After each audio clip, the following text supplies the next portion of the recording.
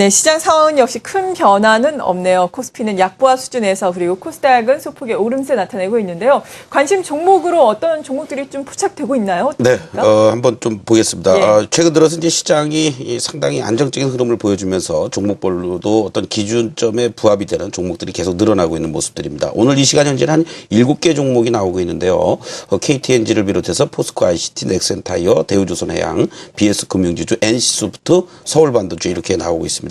자, 이 중에서 서울반도체 모습을 한번 좀 다시 좀 우리가 점검을 해보도록 하겠습니다. 2분기 어닝 서프라이즈 또 하반기 올해 상당히 어떻게 보면은 성장과 그리고 실적에 대한 기대감이 커지는 원년이다라고도 볼 수가 있겠죠. 뭐 LED와 관련된 대장주 역할을 해주고 있다라는 거는 굳이 말을 안 해도 여러분들도 잘 아실 겁니다.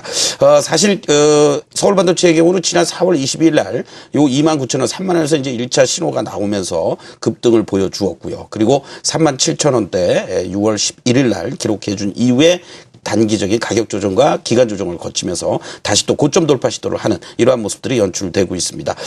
뭐 아무래도 단기 상승에 따른 외국인 기관들의 일부 차익 매물들이 나오기도 했습니다만은 오히려 20일 이평선을 중심으로 한 이격 축소 과정을 잘 거치는 이러한 모습들이 나타나면서 재차 매수 신호가 발생이 되고 있다는 것을 염두에 두신다면 추가적인 상승 흐름들 충분히 가능한 그런 위치에 있다라고 말씀드리겠습니다. 헤드라인 뉴스입니다. 우리나라의 2분기 경제 성장률이 1.1%를 기록해 지난해 2011년 2분기 이후 처음으로 0%대에서 벗어났습니다.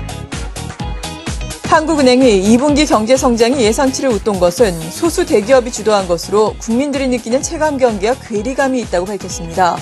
이어 하반기 성장률이 상반기보다 낮을 가능성은 크지 않다고 강조했습니다.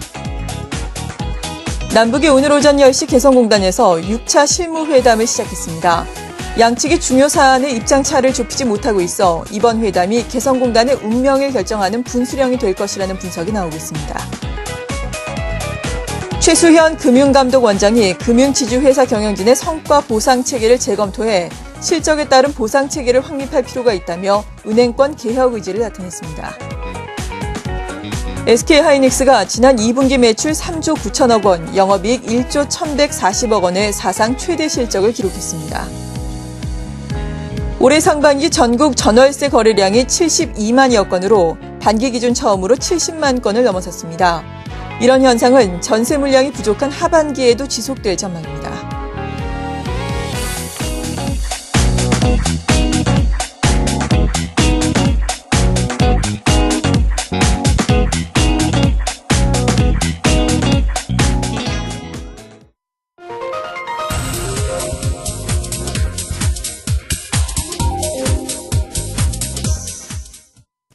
시장의 주요 변수가 될 만한 이슈들을 다각도로 분석을 해보는 마켓 인사이드 시간입니다. 오늘은 교보증권의 김형렬 팀장과 함께합니다. 안녕하세요. 네, 안녕하십니까. 네, 앞서서 헤드라인 뉴스를 통해서도 확인을 해봤듯이 우리나라의 2분기 GDP 성장률 속복치가 2년여 만에 1%대를 넘어섰습니다. 하지만 발표 이후에 지금 시장의 반응을 보자면 그다지 크지는 않은 상황인데요. 앞으로 어떻겠습니까? 네, 우선 지난 8분기 연속 1% 미만의 성장을 해오던 한국 경제가 2분기에 들어서 이제 1%가 넘는 성장을 보였다는 점을 주목할 수가 있는데요. 네. 불과 4월과 5월 정도만 하더라도 금통의 시기마다 하는 총재를 향해 현재 시장에서는 금리 인하를 해야 된다. 현재 시장 경제 안 좋지 않냐라는 부분들 계속 강조를 해왔었습니다. 그렇죠. 하지만 당시에 김종수 총재는 우리 경제에 대한 펀더멘털을 신뢰하고 있다는 점들을 계속 강조를 해왔었는데요. 어쩌면 이 김종수 하는 총재에 대한 선견지명이 맞아떨어지는 결과물이 나왔다고 볼 수가 있습니다. 오히려 주목할 부분은 1%대 성장률이 회복되었다라는 부분뿐만이 아니라 하반기 우리 경제에 대한 낙관적인 기대가 강하다라는 점을 들 수가 있는데요. 네. 특히 직전 분기 대비 우리 경제의 성장률이 1.1%, 전년 동기 대비 2.3%의 성장을 보임으로써 올 하반기 전년비 우리 한국 경제 성장률이 3%대의 회복 확률 자체가 높아졌다는 점입니다. 이에 대한 신뢰를 우리가 가정한다라면은 그동안 기업들의 투자가 위축되었을 수밖에 없었던 것은 우리나라 경제에 대한 회의적인 시각 때문으로 볼 수가 있는데요. 네. 2분기 경제 성장률의 결과 등으로 인해서 하반기 한국 경제에 대해서는 조금 낙관적인 기대를 가져볼 수가 있다는 점입니다. 물론 현재 시장이 조금 반응이 무덤덤하게 반응하는 것은 2분기 성장률의 어떤 개선 과정의 추경 효과라든지 것들이 금리 인하 효과 등과 관련된 부분 등이 반영되었기 때문이다라고 볼 수가 있지만 이 같은 정부 정책에 대한 뒷받침이 앞으로도 지속될 수가 있다라면은 우리 경제에 대해서는 다소 좀 기대 심리가 강할 수가 있고 이런 변화들에 대해서는 글로벌 투자자들도 조금씩 한국 시장에 대한 관심을 높일 가능성이 있다는 점을 주목할 수 있는 변수로 해석이 되어집니다. 네, 긍정적인 변수가 될 수 있겠다라고 말씀해 주셨는데 우리나라뿐만 아니라 미국에서도 다음 주 정도인가요? 이 2분기 GDP 성장률이 또 발표가 되게 됐는데 이러한 부분들 그리고 또 FOMC 회의도 열리지 않습니까? 미국발 변수는 어떻게 봐야 될까요? 네, 사실 최근 미국 경제에 대해서는 월별 실물 지표들은 개선이 되어가고 있고 하지만 전체적인 미국 경제 성장률은 조금 감속에 대한 징후들이 나타나고 있는데요. 7월 한 달간 버냉키 의장의 의회 연설 등을 포함한 다양한 발언들은 미국 경제에 대한 우려가 다시금 부각되었을 때 통화 정책에 대한 어떤 기조 변화를 유연하게 가져가겠다는 점 등을 강조를 해왔었습니다. 이런 부분 등이 종합되어서 다음 주 8월 FOMC에 대한 내용 등이 진행될 가능성이 있겠고 네. 다시 한번 이런 유연한 QE 중단이나 축소와 관련된 이슈 등이 시장에 재생산될 경우에는 시장 심리가 안정되는 부분 등에 대해서 좀 긍정적으로 작용할 수가 있습니다. 또 다음 주는 주 후반 고용 지표도 나온다는 점에 대해서도 기억하실 필요가 있는데요. 네. 하지만 이런 8월 FOMC에서의 결과가 시장 심리를 좀 더 안정시키는 데 쪽에 도움을 주게 된다라면 9월 중순에 예정되어 있는 9월 FOMC에서는 좀 시각차가 조금 달라질 가능성 자체도 있다는 점입니다. 현재 글로벌 IB들은 현재 자산 매입 프로그램에 대한 단계적 축소가 실시된다면 9월이 유력하다는 점을 그렇죠. 의식을 하고 있는 상태이기 때문에 전반적으로 이 8월에 대한 어떤 시장의 변화는 그 미국 통화 정책의 기조에 대한 어떤 시장 해석에 따라서 투자 심리가 결정될 가능성이 있고 이는 순차적으로 시장 금리에 직접적인 영향을 줄 가능성 자체가 있다는 점입니다. 따라서 당분간 이 출구 전략에 대한 스트레스를 받느냐 그렇지 않느냐를 가늠해 볼 수 있는 바로미터는 시장 금리라고 보실 수가 있겠고요. 이를 가늠해 볼 수 있는 미 국채 10년물 등에 대한 기준 동향 등을 살피실 필요가 높다라고 예상이 되어집니다. 네. 그리고 이러한 변수들을 우리가 점검을 해봤으니까 지금 시장에 대한 분석도 들어볼 필요가 있을 것 같은데 일단 지수는 그래도 1900선까지는 올라왔습니다. 하지만 이 올라오는 과정 물론 상승 탄력이 크진 않았지만 주도주가 좀 없었어요. 기존에 전기전자라든지 자동차 좀 주춤한 가운데 기존에 많이 소외를 받았던 뭐 소재라든지 산업재 쪽이 좀 올라오는 양상이었거든요. 시장의 추세가 좀 변화한다라고 우리가 봐도 될까요? 아니면 이러한 상황을 어떻게 분석을 해야 될까요? 네, 워낙 업황이 부진하고 예. 주가가 저가 인식이 강했었던 업종이 올라오다 보면은 조금 희망적인 기대를 가질 수밖에 는 없습니다. 하지만 전체적으로 현재 우리 경제 상황을 먼저 기억해 두셨으면 싶은데요. 네. 오늘 2분기 성장률이 잘 나왔습니다. 그리고 하반기도 예상보다는 우리 경제가 괜찮을 것 같고요. 하지만 연간 전체적으로 봤을 때 올해 우리나라 경제는 2%대 초반의 성장을 현재 예상을 하고 있습니다. 예. 그러면 경제가 2%대 초반을 성장을 하는데 특정 산업이 이를 뛰어넘는 엄청난 성장을 한다는 것은 현실적으로 앞뒤가 안 맞는 내용으로 볼 수가 있죠. 따라서 올해 성장 산업을 찾는다는 것은 현실적으로 어렵습니다. 하지만 그동안에 이 IT라든지 자동차 관련주 등과 같은 내구재 산업에 대한 기대감 등이 워낙 강했었고 이에 대한 쏠림이 분산되는 과정에서 그동안 어떤 그 북밸류 관점에서의 매력이 높아진 소재나 산업재 섹터에 대한 관심이 커진 상태라고 볼 수가 있겠고요. 네. 하지만 이런 주가의 회복이 업황의 낙관적인 전망으로 전환되었다라고 단정 지을 수만은 없다는 점입니다.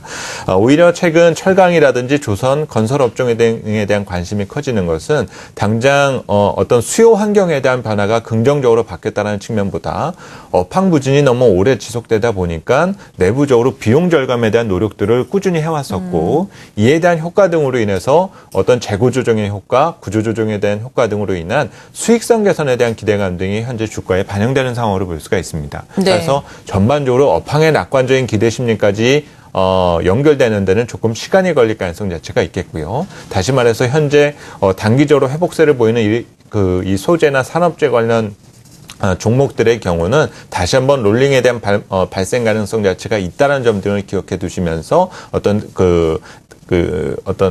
트레이딩 전략에 대한 어떤 관점에 대한 대비가 필요하지 않을까라고 생각이 듭니다. 네, 일단 성장을 하고 있는 산업을 찾기는 힘든 과정에서 그나마 좀 나아지고 있는 것들을 보자면은 이 비용 절감에 의해서 수익성이 개선되는 부분이 많다라고 평가를 해주셨습니다. 그리고 최근에 두각을 나타내고 있는 좀 낙폭 과대한 종목군들 같은 경우에는 트레이딩 관점의 접근 전략 짜주셨는데요. 그래도 이 실적을 보자면은 2분기를 저점으로 해서 계속해서 좀 턴어라운드 하면서 전반적으로 올라갈 수 있을지 이런 가운데 경기 민감주와 경기 방어주의 이익 모멘텀을 좀 비교 분석까지 해보면 어떨까요? 네, 현재 경기 방어주들에 대한 관심은 계속되고는 있지만 오히려 최근 그 주가 회복을 주도하고 있는 것이 경기 민감주, 특히 이제 소재나 산업재 쪽이다 보니까는 네. 이 방향성 전환이 어떻게 이루어지느냐에 대한 궁금증이 조금씩 커져가고 있는 상태인데요. 하지만 지난 1년여 기간 동안에 경기 민감주와 방어주의 상대 성과를 살펴보면 아직까지는 경기 방어주가 조금 더 위에 서 있는 상태입니다. 준비된 자료로 설명을 드리도록 하겠는데요. 지난해 5월서부터 시작되었었던 경기 방어주들에 대한 랠리는 여전히 지속되고 있는 모습입니다. 한때 5월 말 이 전반적으로 이제 그 2분기 종료를 앞두고 이제는 대형주나 경기 민감주에 대해서 관심을 가져야 되지 않느냐는 의견 등도 있었지만은 예. 6월 증시 급락으로 인해서 또 이런 상황이 또 무색하게 바뀐 상황이었었고요. 오히려 최근에 다시금 유통주라든지 아니면 통신 서비스 관련주들의 랠리가 이어지면서 여전히 경기 방어주가 경기 민감주의 상대 성과를 압도하고 있는 것들을 확인해 볼 수가 있습니다. 이에 대한 근거가 되는 것은 현재 경기 방어주의 중기 이익 모멘텀이 양호하기 때문으로 볼 수가 있는데요. 작년과 비교해 봤을 때 경기 민감주들에 대한 이익 증가는 대략적으로 20% 정도 늘어날 것으로 추정을 하고 있지만 네. 경기 방어주들의 경우는 이익의 증가폭이 민감주와 비교했을 때 상대적으로 높습니다. 약 65% 올해 이익이 늘어날 것으로 기대를 하고 있는 상태이기 때문에 중기적인 관점에서 봤을 때는 경기 방어주를 쉽게 포기 못하는 상황이 여전히 만들어졌다고 볼 수가 있고요. 네. 하지만 이제 최근의 변화에서 민감주에 대한 관심이 높아지는 것은 단기 모멘텀 측면에 있어서 이 민감주들에 대한 관심 등이 조금씩 커져가고 있기 때문입니다. 이에 대한 부분 등을 살펴보면 최근 지난 1분기 대비 2분기에 대한 이익 개선에 대한 기대감이 커지고 있지만 오히려 경기 방어주들의 경우는 직전 분기 대비 이익이 조금 둔화되는 시그널이 나오고 있기 때문에 최근에 이와 같은 손바뀜이 나타나고 있다고 보실 필요가 있고요. 만약 시장 리스크가 다시금 부각됐을 때는 경기 방어주에 대한 관심도 시장에서는 재등장할 수 있다는 점 등에 대해서는 기억해 두실 필요가 있을 것 같습니다. 네, 오늘 이렇게 우리가 짚어봐야 할 시장의 중요 이슈들에 대해서 자세하게 도움 말씀 들어봤습니다. 함께해 주신 분은 교보증권의 김형렬 팀장이었습니다. 감사합니다. 네, 감사합니다.